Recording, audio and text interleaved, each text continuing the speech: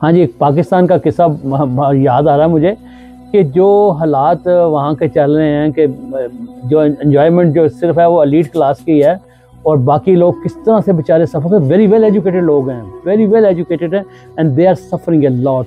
अब इसी तरह का किस्सा मुझे याद आ रहा है, किसी शहर का था, और ये बिल्कुल रियल स्टोरी है। उसमें क्या था कि वो आदमी अच्छा बिजनेस कर रहा था, बिल्कुल जैसे बिजनेस में कभी डाउनफॉल भी आया। अब वो बेचारा बड़ा तंग हुआ, अपने रिश्तेदारों से भी मांग रहा है, इधर भी कर रहा है, उधर कोई सुनने वाला उसको नहीं था।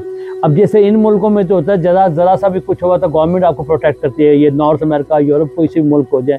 अब उधर उसने क्या किया, उन्हें इतना तंग आया, उसने क्या किया कि एक वक्त जाके ना कि 2-3-4 बच्चे थे, वो सड़क पे जाके बैठ गया और उसने बोर्ड लगा दिया अपना किड्स फॉर सेल, यानी कि बच्चे जो कोई ख़रीदना चाहता है बच्चे ख़रीद ले, मेरे बच्चे ख़रीद ले, पैसे मुझे दे दे ताकि मैं सर्वाइव कर सकूं।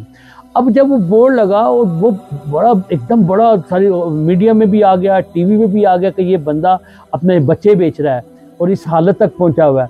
और जब ये सारी खबरें टीवी पे और अखबार हर जगह पे आ गई, और लोग कुछ लोग अच्छे भी थे बड़े, उन्होंने बड़ा तरस खाया, उन्होंने आके उसको पैसे भी दिए, ख्याल करना भी शुरू कर दिया। गवर्नमेंट की नज़र में तो वैसे कुछ भी नहीं आता, क्योंकि काफ़ी वो बेइज्जती हो रही थी कि भैया इन लोगों की ये हालत है कि वो जब कुछ हो नहीं रहा तो वो बच्चे भी बेचने पे आ गए हैं। अब ये कितना आपने देखा, बिजली के बिल बढ़ गए, फलाना, वो खुदकशियाँ कर ली, बल्कि भाई से गोली मार रहा है, इतना बुरे हालात में।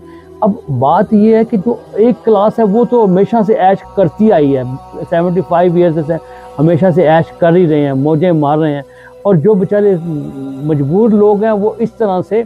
अब कहने का मतलब ये है कि इसका मतलब है हर आदमी जो परेशान है वो सड़क पे आ जाए और आके वो जो है क्या नाम उसका वो लगा दे कि किड्स फॉर सेल।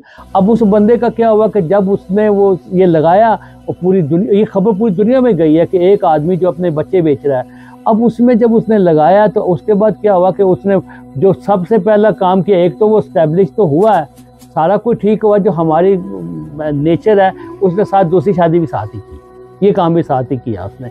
अब बात ये है कि समझ से बाहर मसला आता है कि पाकिस्तान में जो हालात हैं, जो चलते चल रहे हैं, वो गवर्नमेंट को थोड़ा सा खुदा का खौफ करना चाहिए। और ये मैं सबसे कहता हूँ कि सबसे बड़ा गुनाह जो है ना वो गुर्बत है।